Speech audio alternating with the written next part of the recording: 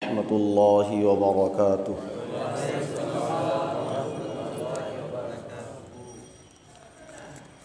اللهم صل على محمد وعلى آل محمد كما صليت على إبراهيم وعلى آل إبراهيم إنك حميد مجيد.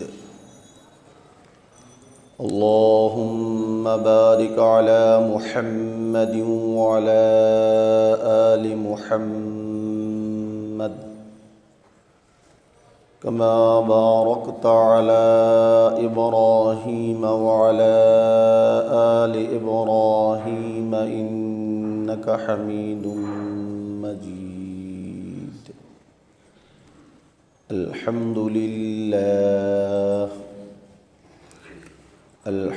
لله نحمده ونستعينه ونستغفره ونؤمن به ونتوكل عليه ونعوذ بالله من شرور أنفسنا ومن سيئات أعمالنا. من يهد الله فلا مضل له ومن يضلله فلا هادي له. ونشهد أن لا إله إلا الله وحده لا شريك له. ونشهد أن سيدنا وسندنا ومولانا محمدا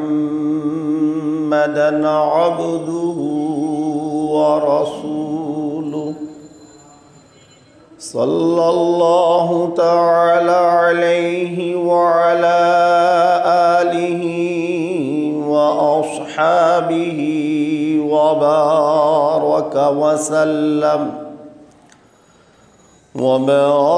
وسلم تسليما كثيرا.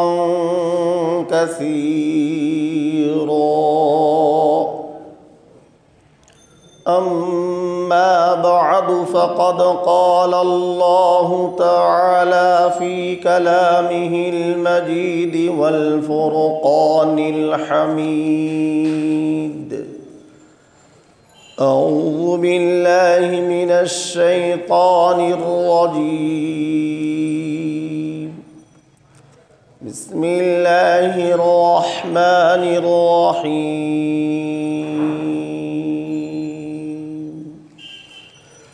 الرجال قوامون على النساء بما فضل الله بعضهم على بعض وبما أنفقوا من أموالهم. صدق الله مولانا العظيم وصدق رسوله النبي الكريم. ونحن على ذلك من الشاهدين والشاكرين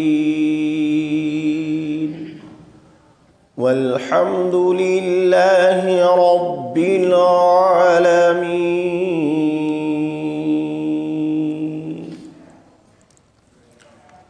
الحمد لله ও রব্বে করিমের দরবারে অসংখ্য অগণিত শুকরিয়া আদায় করি, যিনি মেহেরবানি করে পবিত্র জুমার দিনে জুমার নামাজ আদায়ের জন্য মসজিদে সমবেত হওয়ার তৌফিক দান করেছেন। খুতবার পূর্বে দিনই কিছু কথা বলার এবং শোনার তৌফিক দিয়েছেন, এজন্য সকলে বলি আলহামদুলিল্লাহ। সম্মানিত উপস্থিতি, পবিত্র কোরআনুল কারীমের সূরাতুন নিসার 34 নম্বর আয়াতের অংশবিশেষ আমি আপনাদের সামনে তেলাওয়াত করেছি। মহান রব্বুল আলামিন তৌফিক দিলে তেলাওয়াতকৃত আয়াতের বিষয়ে আজকে আমরা আলোচনা করব ইনশাআল্লাহ। আজকের জুমার আলোচ্য বিষয় হলো স্বামীর হক সম্পর্কে। গত জুমায় আমরা আলোচনা করেছিলাম দাম্পত্য জীবনে সুখী হতে হলে স্বামী স্ত্রী একে অপরের হক অধিকার পাওনা আদায় করতে হবে। একজন আর একজনের হক যদি আদায় করে তাহলে ওই দাম্পত্যি তাদের জীবন সুখী হবে, তাদের পরিবার মধ্যে সুখ বিরাজ করবে। দাম্পত্য জীবনে সুখী হতে গেলে অবশ্যই একে অপরের হক আদায় করতে হবে। গত জুমায় আমরা স্ত্রীর হক, স্ত্রীর কি পাওনা, আমার কাছে স্বামীর কাছে কি পাওনা, সে বিষয়ে আমরা আলোচনা করেছিলাম। আজকে স্বামীর কি পাওনা স্ত্রীর কাছে, সেই বিষয়ে আমরা আলোচনা করব ইনশাআল্লাহ। প্রিয় মুসলিম ভাইরা, আল্লাহ রব্বুল আলামিন কোরআনে কারীমের মধ্যে বলছেন, আর রিজালু কওয়ামুনা আলান নিসা। দুনিয়ার নিজামকে সুন্দর করার জন্য,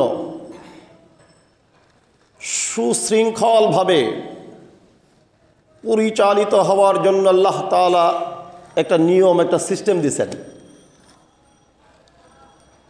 যে দেশে আমরা বাস করি, এই দেশে একজন রাজা বাদশাহ আছে না? যে জেলায় আমরা বাস করি ওই জেলারও একজন কর্মকর্তা আছে না? ইউনিয়নের একজন কর্মকর্তা আছে, থানার একজন কর্মকর্তা আছে। কেন দিলেন? কেন এই সিস্টেম বানালেন? যাতে ইউনিয়নটা ভালো মতো চলে, থানাটা ভালো মতো চলে, জেলাটা ভালো মতো চলে, দেশটা ভালো মতো চলে। আপনারা ব্যবসায়ী মানুষ, ব্যবসায়েরও একজন বস আছে না? দোকানের একজন প্রধান আছে না? আল্লাহ রব্বুল আলামিন ওই রকম সংসার নামক যে রাষ্ট্রটা আছে, ওই রাষ্ট্রেরও একজন প্রধান বানাইছে। সেই রাষ্ট্রের প্রধানকে পুরুষ। আর রিজালু কওয়ামুনা আলান নিসা, শরীয়তের বিধানও এটা। বলে দুজন তিনজন মানুষ তোমরা সফরে যাবা, তো ওই তিনজনের মধ্যে একজনের আমির বানাও। ওই আমিরের নির্দেশ মোতাবেক তোমরা চলো, তাহলে এই সফরটা সুন্দর হবে। যদি যার মতো সেই চলে তাহলে সফর সুন্দর হবে। নামাজের ক্ষেত্রেও আল্লাহ তাআলা বিধান দিয়েছেন যে কয়েকজন মানুষ তোমরা একত্র জমা হয়েছো, নামাজের সময় হয়েছে, একজনের ইমাম বানাও। ওই ইমাম যেভাবে বলে সেভাবে তুমি চলো, তাহলে তোমার নামাজও সুন্দর হয়ে যাবে। তো এই পরিবারের মধ্যে আল্লাহ রব্বুল আলামিন আমির বানাইতে বলছেন। আর আমির আল্লাহ তাআলা নিজেই বানাই দিয়েছেন, পুরুষকে আমির বানাই দিয়েছেন। যে পরিবারের মধ্যে পুরুষ কর্তা, হুকুম সবাই মানে, ওই পরিবারটা সুন্দর মতো চলে। যে পরিবারের মধ্যে কর্তা নারী হয়, মহিলা হয়, ওই পরিবার কখনো ভালো চলে না। কথা ভালো করে বুঝে দেখেন, মিলাই দেখেন, নিজের সাথেও মিলায়েন, আশেপাশেও মিলাই দেখেন। নারী শাসিত পরিবার যেটা আছে, ওই পরিবারের মধ্যে শান্তি নেই, ওই পরিবারটা এলোমেলো পরিবার। পুরুষ শাসিত কোরআনের বিধান অনুযায়ী যে পরিবারটা চলে, ওই পরিবারের মধ্যে সুশাসন, যদি কর্তা যদি শরীয়তের বিধান অনুযায়ী পরিবারটা পরিচালনা করে, তো ওই পরিবারের মধ্যে শান্তি আর শান্তি। প্রিয় ভাইরা, আল্লাহ রব্বুল আলামিন পরিবারের শান্তির জন্য পরিবারের কর্তা বানাইছেন পুরুষকে, আমির বানাইছেন পুরুষকে। আমিরের দায়িত্ব, লিডার বানাইছেন পুরুষকে, কর্তা বানাইছেন পুরুষকে। পুরুষের দায়িত্ব দিয়ে দিয়েছেন আল্লাহ তাআলা। সমস্ত সদস্যদের সাথে মশওয়ারা করে ওয়া আমরুহুম শুরা বাইনাহুম, সবার সাথে মশওয়ারা করেই সে সংসার নামক এই রাজত্ব সে পরিচালনা করবে, এই সংসার সুখের হবে। শরীয়তের নিয়ম হলো সাইয়্যিদুল কওমি খাদিমুহুম। আমরা তো ইসলামী বিধান মানি না বলে এই সমস্যাটা। নেতা যে সে সবার খাদেম হবে, এখনকার নেতা পরিবর্তন হয়ে গেছে যে নেতা যে সে হুকুম চালাবে, হুকুম দিবে, সে কোনো কাজ করবে না। যত পাওয়ার খাটাতে পারে, যত পাওয়ার দেখাতে পারে, সে তত বড় নেতা হয়ে যেতে পারে। আর ইসলামের নিয়ম নীতি হলো যে নেতা হবে তার মধ্যে নেতৃত্বর গুণ, বিনয়, নম্রতা, ধৈর্য, সহ্য, সবার দিকে লক্ষ্য রেখে সবার সাথে মশওয়ারা করে সেই পরিচালনা করবে, সেই হলো ইসলামের নেতা। রাসূলে আরবি সাল্লাল্লাহু আলাইহি ওয়াসাল্লাম বলেন সাইয়্যিদুল কওমি খাদিমুহুম, কওমের নেতা যে সেই হলো কওমের খাদেম। মুহতারাম হাজরিন, এই গৃহকর্তা যাকে আল্লাহ রাব্বুল আলামিন নেতৃত্বের জন্য পরিবারের নির্বাচন করেছেন, উনি যদি সবার সাথে মশওয়ারা করে শরী বিধান অনুযায়ী পরিবার নামক এই রাষ্ট্রটা পরিচালনা করে, তো এই পরিবারের মধ্যে শান্তি আর শান্তি বিরাজ করবে। আল্লাহ রাব্বুল আলামিন ওই পুরুষের অধীনে যে মহিলাটা তার স্ত্রী হয়ে আসবে, তাকেও এই কথা নির্দেশ করতেছেন যে তুমি তোমার ওই স্বামী যে গৃহকর্তা তার হুকুম মেনেই তুমি এখানে চলবে। যে পরিবারের মধ্যে স্ত্রী স্বামীর হুকুম মতো চলে, স্ত্রী স্বামীর কমান্ড মেনে চলে, সে পরিবারের মধ্যে শান্তি আর শান্তি। যে পরিবারের মধ্যে স্ত্রী স্বামীর কমান্ড মানে না, স্বামীর আনুগত্য করে না, সে পরিবারের মধ্যে শান্তি নেই, অশান্তি আর অশান্তি। বিশেষ করে আমার মা বোনদেরকে বলবো, আপনারা জানাই দিবেন যে তাদের জান্নাতে যাওয়া খুব সহজ। 4টা গুণ যদি কোনো মহিলার মধ্যে থাকে, আল্লাহর হাবিব সাল্লাল্লাহু আলাইহি ওয়াসাল্লাম বলতেছেন বেহেশতের 8টা দরজা তার জন্য খোলা হয়ে যায়। কয়টা গুণ? 4টা গুণ।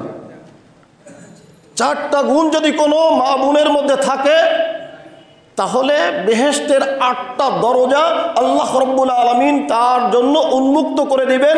যে কোনো দরজা দিয়ে ইচ্ছা সে জান্নাতে চলে যেতে পারবে। কিসে গুণ?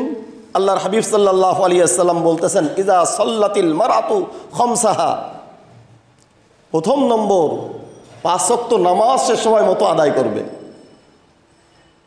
প্রথম নম্বর 5 ওয়াক্ত নামাজ সে প্রথম সময় মতো, ওয়াক্ত মতো যদি আদায় করে। মহিলাদের মধ্যে একটু অলসতা আছে, এই পড়তেছি পড়বানে, সময় মতো নামাজ পড়তে পারে এমন মা বোন খুব কমই আছে। পড়তেছি পড়বানে বলতে বলতে জোহরের নামাজ, আসর আর জোহর একসাথে পড়ে ফেলে, হয় না এরকম? বলে এত কাজ, সংসারের অনেক কাজ, অনেক কিছু, আমরাও অনেক খারাপ আছি। সংসারের কাজের জন্য যেভাবে বকাঝাকা করি, নামাজের জন্য এরকম বকাঝাকা করি না।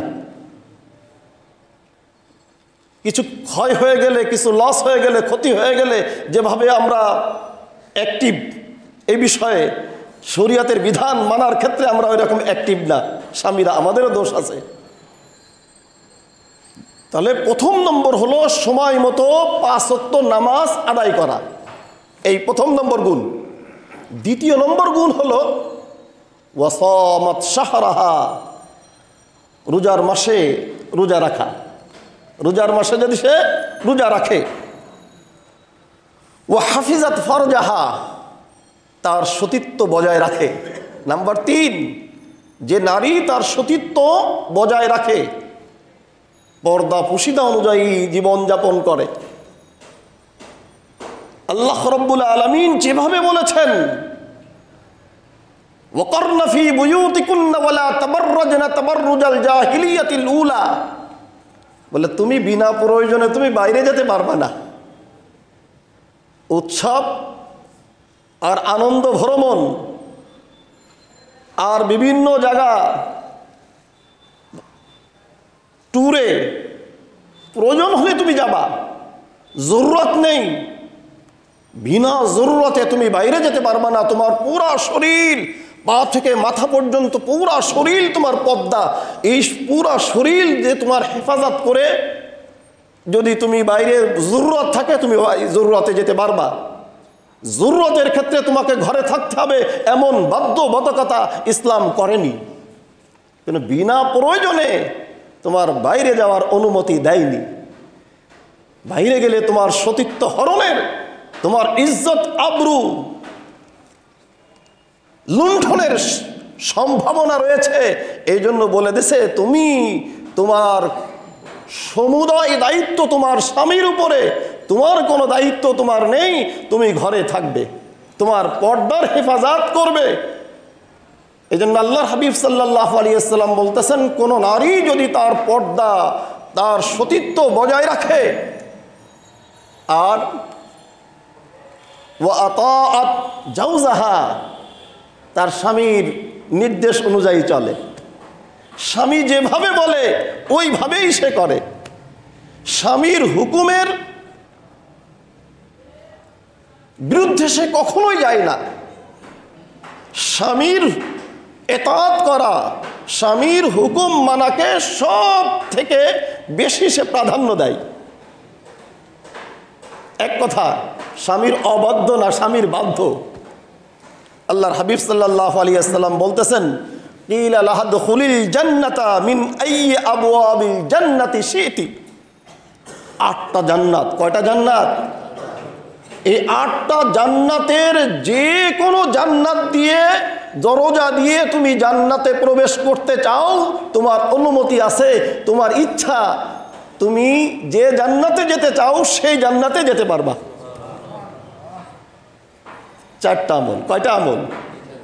4টা আমল। ভালো করে বুঝেন এবং বলেন বাসায় যে এই 4টা কাজ যদি করতে পারে তাহলে আমার মা বোনদের জন্য জান্নাতে যাওয়া খুবই সহজ হয়ে যাবে।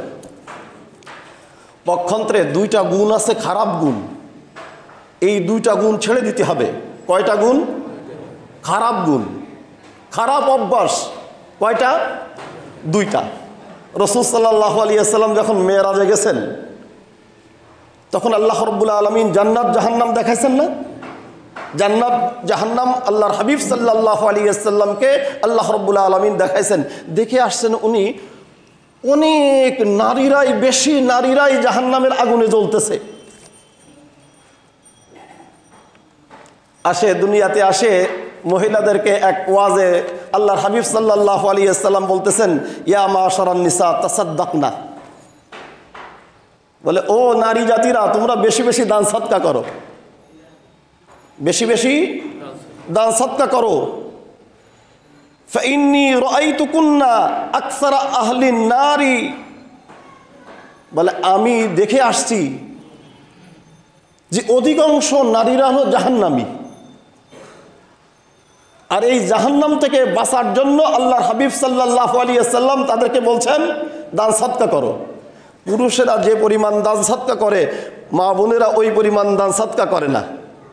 মা বোনদের কাছে টাকা থাকলে সেটা জমানোর ব্যবস্থা, আরও কিভাবে বেশি করতে পারে, বেশি করতে পারে, কিভাবে গয়নাগাটি কিনতে পারে, এই চিন্তা ফিকিরে সে টাকা জমা করে। প্রয়োজন অনুপাতেও সে খরচ করতে চায় না। সংসার চালাই দেখবেন, আপনি চালালে যা খরচ হবে ভাবি সাহেব চালালে তার অর্ধেক খরচ হবে, খরচ করতে চাই না। এই জন্য আল্লাহ হাবিব সাল্লাল্লাহু আলাইহি ওয়াসাল্লাম নসিহত করছেন, তাসাদ্দাকনা, তোমরা সদকা করো। সদকা করলে তুমি জাহান্নামের আগুন থেকে তুমি বাঁচতে পারবে। আল্লাহর হাবিব সাল্লাল্লাহু আলাইহি ওয়াসাল্লাম যখন এই ওয়াজ করলেন তখন মহিলারা জিজ্ঞাসা করলেন, কুলনা, মহিলারা তখন জিজ্ঞাসা করলেন, ওবিমা যালিকা ইয়া রাসূলুল্লাহ, মহিলারা যে এত জাহান্নামের আগুনে আপনি দেখে আসলেন তার কারণ কি? 2টা কারণ। রাসূল সাল্লাল্লাহু আলাইহি ওয়াসাল্লাম বর্ণনা করেছেন দুইটা কারণ। এক নম্বর কারণ হলো তাকসুরনাল লানা, বলে তোমাদের একটা খারাপ অভ্যাস যে কথায় কথায় মানুষের জন্য বদদোয়া করো। কারোর সাথে যদি ঝগড়া লেগে যায় যে আল্লাহর গজব পড়ুক তোর উপরে, বলে কিনা, আল্লাহর লানত হোক তোর উপরে, তুই ধ্বংস হয়ে যা। এই জাতীয় কথা কথায় কথায় রাগ হয়ে গেলে কাকে বলতেছে? ছেলেকে, স্বামীকে, বাবাকে, মাকে। সে কারোর কথা আর ভাবে না, এই সমস্ত অভিশাপ দিতে থাকে। এটা খুব খারাপ। এটা কি খারাপ? বলে এই খারাপের কারণে একজনের উপরে লানত, একজনের উপরে আল্লাহর গজব কামনা করা, একজনের অভিশাপ দেওয়া, এটা খারাপ। বলে এই কারণে তোমাদের নারীদের মধ্যে অধিকাংশ নারী যারা এই খারাপ অভ্যাসে করে ফেলছে তারা জাহান্নামে চলে যাবে। আর একটা খারাপ অভ্যাস আছে, আমরা ভালো মতো জানি। সেটা কি? আল্লাহর হাবিব সাল্লাল্লাহু আলাইহি ওয়াসাল্লাম বলে ওয়াতাকফুরুনাল আশিরা। স্বামীর কাছে কোনো জিনিস আবদার করছে, কিছু চাইছে, অবস্থা তো সবার সমান না। কখনো যদি স্বামী এনে দিতে না পারে, একটা জিনিস এনে দিতে পারে নাই, সারা বছরের মতো মনে করেন বা সারা জীবনের মতো মনে করেন একটা জিনিস আনতে পারে নাই, দাবি করছে যে আমার এই জিনিসটা এনে দিও। স্বামী কোনো কারণবশত জিনিসটা আনতে পারে নাই, তখন অনেক মহিলা এ কথা বলে ফেলে যে তোমার ঘরে আসে আমি জীবনে কিছু পাইলাম না। একদিনের না পাওয়াকে সারা বছরের পাওয়াকে সে অস্বীকার করে ফেললো। হয় না এরকম? সারা বছরের পাওয়াকে অস্বীকার করলো। তা আল্লাহর হাবিব সাল্লাল্লাহু আলাইহি ওয়াসাল্লাম বলতেছে এটা মারাত্মক গুনাহ। কোনো কারণবশত সে দিতে পারে নাই, এই জন্য তারা সারা জীবনের, সারা বছরের তার যে দেওয়া, চাহিদা মিটানো, এই সবগুলোকে অস্বীকার করে ফেললো। এটা একটা খারাপ মহিলা। এই খারাপের কারণে এই মহিলাদেরকে বেশি জাহান্নামে যেতে হবে। প্রিয় ভাইরা আমার, তাহলে 4টা গুণ, ভালো গুণ থাকলে জান্নাতে যাওয়া, 8টা জান্নাতের দরজা তার জন্য খোলা থাকবে। আর 2টা খারাপ অভ্যাস যদি কারো মহিলার মধ্যে থাকে তাহলে সে বেশি থেকে বেশি জাহান্নামের আগুনে জ্বলবে। আল্লাহ রাব্বুল আলামিন আমাদের মা বোনদেরকে এই খারাপ 2 অভ্যাস পরিত্যাগ করে ভালো যে 4 গুণ, এই 4 গুণের অধিকারিণী হওয়ার তৌফিক দান করেন। সকলে বলে আমিন। তাহলে একজন আদর্শ স্ত্রীর প্রথম নম্বর করণীয় যে হলো সে স্বামীর আনুগত্য, স্বামীর হুকুম মানবে, স্বামীর অবাধ্য হবে না। স্বামী মনে কষ্ট পায় এমন কোনো কাজ সে করবে না। সবথেকে স্বামীর আনুগত্যের মধ্যে সবথেকে বেশি আনুগত্যের যে বিষয়টা হলো স্বামীর একান্ত সময় দেওয়া। স্বামীর অন্যান্য কাজ অনেকেই পুরা করতে পারবে, কিন্তু একান্ত কাছে সময় দেওয়া এটা অন্য কেউ পুরা করতে পারবে না। অন্য কেউ পুরা করাও জায়েজ নেই, হারাম। এই কাজটা শুধুমাত্র স্ত্রী পুরা করতে পারে। এই জন্য স্বামী যখনই তাকে একান্ত সময় দেওয়ার জন্য ডাকবে, সঙ্গে সঙ্গে শরীর ওজর যদি না থাকে, নিষিদ্ধ সময় যদি না থাকে, তাহলে স্বামীর দায়িত্ব হলো, স্ত্রীর দায়িত্ব হলো স্বামীর ডাকে সাড়া দেওয়া। রাসূল সাল্লাল্লাহু আলাইহি ওয়াসাল্লাম বলতেছেন এই প্রসঙ্গে, ইযা দার রাজুলু জাওজাতাহু লিহাজাতিহি ফালইয়াতিহি ফালতাতিহি। যদি কোনো স্বামী তার স্ত্রীকে একান্ত কাছে পাওয়ার জন্য ডাকে, তাহলে সে যেন তার ডাকে সাড়া দেয়। ওয়াইন কানাত আলাত তান্নুর, হাদিসের মধ্যে আল্লাহর হাবিব সাল্লাল্লাহু আলাইহি ওয়াসাল্লাম বলতেছেন, যদিও নারী ওই সময় ঘরের কাজে, রান্না বান্নার কাজে ব্যস্ত আছে, এমতো অবস্থায় যদি স্বামী তার ব্যক্তিগত প্রয়োজনে যদি আহ্বান করে, তাহলে স্ত্রীকে ওই রান্না ছেড়ে দিয়ে স্বামীর ডাকে তাকে সাড়া দিতে হবে। এটা তার হক। যদি সাড়া না দেয় তাহলে তার কি পরিণতি? আল্লাহর হাবিব সাল্লাল্লাহু আলাইহি ওয়াসাল্লাম এই প্রসঙ্গে বলেন, ইদা দাআর রাজুলু ইমরাতাহু ইলা ফিরাশিহি ফাআবাত। একজন স্বামী তার স্ত্রীকে একান্ত কাছে পাওয়ার জন্য ডাকছে, কিন্তু স্ত্রী তার ডাকে সাড়া দেয়নি। ফাআবাত, অস্বীকার করছে, কোনো কারণ নেই, এখন শরীয়তে নিষিদ্ধ সময় না, কিন্তু সে এমনিতেই সেই স্ত্রীকে স্বামীকে কাছে যায়নি। ফাবাতা গজবানা, পুরুষ যে তার তখন মনে কষ্ট হবে না? অবশ্যই মনে কষ্ট হবে, এতে যৌবিক একটা চাহিদা, অবশ্যই তার মনে কষ্ট লাগবে। সে রাত্রে যাপন করলো, রাগান্বিত অবস্থায় রাত্রে যাপন করলো।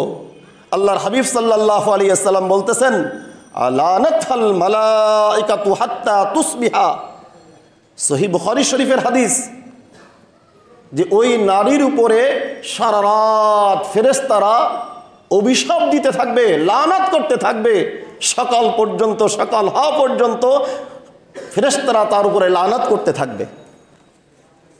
অনেক মা বোনেরা আছে, আমাদের কাছে অভিযোগ আসে, দোয়া চাওয়ার জন্য আসে, যে এইরকম স্বামীর সাথে সময় দিতে চায় না। তাদের জন্য আমরা বলবো, শরীয়তের মাসালা, স্বামী যখনই ডাকবে তখনই তার একান্ত সময় তাকে দিতে হবে, এটা তার হক। প্রিয় হাজরিন, এক নম্বর কথা বললাম যে স্বামীর আনুগত্য, স্বামীর বাধ্য হতে হবে। নাম্বার 2, বিবাহর পরে স্ত্রীর হক হলো, স্ত্রীর কাছে স্বামীর পাওনা হলো, এই স্ত্রী দুনিয়ার সকলের থেকে তার স্বামীকে বেশি মহব্বত করতে হবে, স্বামীকে বেশি ভালোবাসতে হবে। তার কাছে বিবাহর পরে তার স্বামী হলো সব থেকে শ্রেষ্ঠ মানুষ হতে হবে। আল্লাহ রসুলের পরে আল্লাহর হাবিব সাল্লাল্লাহু আলাইহি ওয়াসাল্লাম বলেন, স্বামীর মর্যাদা এত বেশি, এত বেশি স্বামীর মর্যাদা। আল্লাহর হাবিব সাল্লাল্লাহু আলাইহি ওয়াসাল্লাম বলতেছেন, লাউ কুনতু আমুরান আহাদান আইয়াসজুদা লিআহাদিন লাআমারতুল মারআতা আন তাসজুদা লিজাওজিহা। বলে, আমি যদি কাউকে সেজদা করার অনুমতি দিতাম আল্লাহ ছাড়া, আর কারোর জন্য সেজদা করার অনুমতি নেই। সেজদা কার করবে? একমাত্র আল্লাহর করবে একমাত্র সেজদা, অন্য কারোর সেজদা করার অনুমতি নেই। তাহলে সেজদা করে কারে? যে বড় তারে সেজদা করতে হয় না, যে সম্মানী তারে সেজদা করতে হয় না? আল্লাহই হলো সম্মানী, আল্লাহই বড়। বলতে সেজদা যদি অনুমতি থাকতো তাহলে স্ত্রীর জন্য অনুমতি দিতাম যে তার স্বামীকে সেজদা করার। তাহলে স্বামী এত মর্যাদার অধিকারী, সুতরাং সবার থেকে বেশি তাকে সম্মান দেখাতে হবে, সবার থেকে বেশি তাকে ভালোবাসতে হবে। কোনো স্ত্রী যদি তার স্বামীকে সবার থেকে বেশি সম্মান করে, স্বামীর যদি সব থেকে বেশি মহব্বত করে, তাহলে কি স্বামী এদিক সেদিক যেতে পারে? পারে না। প্রিয় ভাইরা আমার, স্বামী এদিক সেদিক চলে যায়, অন্য লাইনে চলে যায় স্ত্রীর কারণে। আবার অনেক সময় স্ত্রীও এদিক সেদিক চলে যায় স্বামীর কারণে। এই জন্যই শরিয়াতে সবার হক দিয়েছেন। স্বামী যদি স্ত্রীর হক আদায় করে, স্ত্রী যদি স্বামীর হক আদায় করে, তাদের এদের যে মধুর সম্পর্ক, এই মধুর সম্পর্ক এটা অটুট থাকে। এই মধুর সম্পর্কের মধ্যে কখনো তিক্ততা আসে না। এরকম ওয়াকিয়া গুলশান কমার্স কলেজের প্রিন্সিপাল সাহেব উনি নিজেই বর্ণনা করছেন। এখনো ভালো মানুষ আছে দুনিয়াতে, অনেক ভালো মা বোনের দুনিয়াতে আছে। বলে, আমার স্ত্রী একজন প্রিন্সিপাল সাহেব, শিক্ষিত মানুষ কলেজের, উনি বলতেছেন আমার স্ত্রী আমাকে এত মহব্বত করে, এত ভালোবাসে যে কোনো কিছু যদি পাকায়, বাড়িতে মেহমান আসলে ভালো অ্যারেঞ্জ থাকে না, ভালো আয়োজন থাকে না, বলে আমার স্ত্রী সর্বাগ্রে আমার জন্য খানা রেখে দিবে, স্বামীর জন্য আগে রেখে দিয়ে তারপর মেহমানদেরকে দিবে। আচ্ছা, এমন যদি কোনো স্ত্রী করে তাহলে ওই স্ত্রীর প্রতি স্বামীর মহব্বত বেড়ে যাবে না? অবশ্যই বেড়ে যাবে। শরিয়ত তাই বলে যে স্ত্রী স্বামীকে সবার ঊর্ধ্বে তাকে বেশি মহব্বত করবে, তাকে বেশি সম্মান করবে, এটা শরিয়তের বিধান। নাম্বার 3, স্বামীর মনোরঞ্জনের জন্য সবসময় সে সজাগ থাকতে হবে।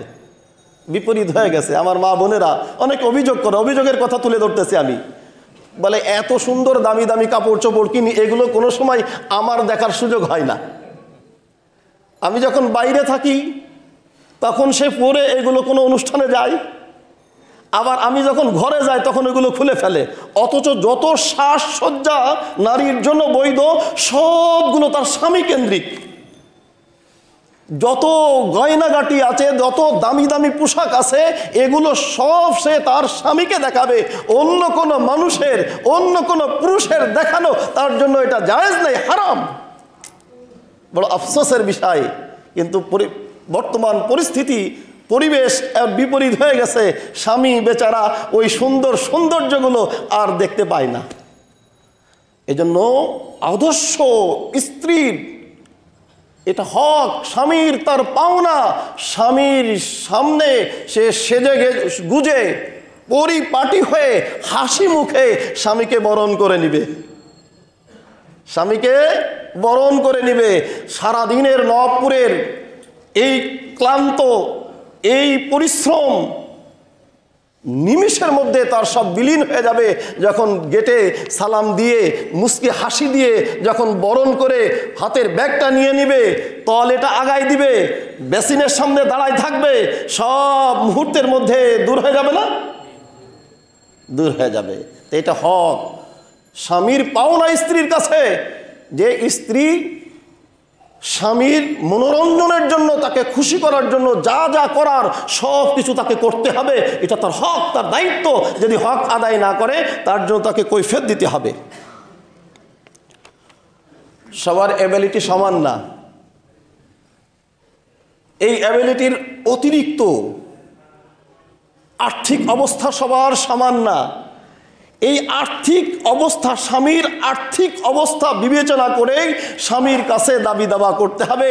আর্থিক অবস্থার অতিরিক্ত দাবি দাবা করা, ভরণ পোষণের দাবি করা, এটা স্ত্রীর জন্য বৈধ হবে না এবং সংসারের জন্য অশান্তির কারণ হবে।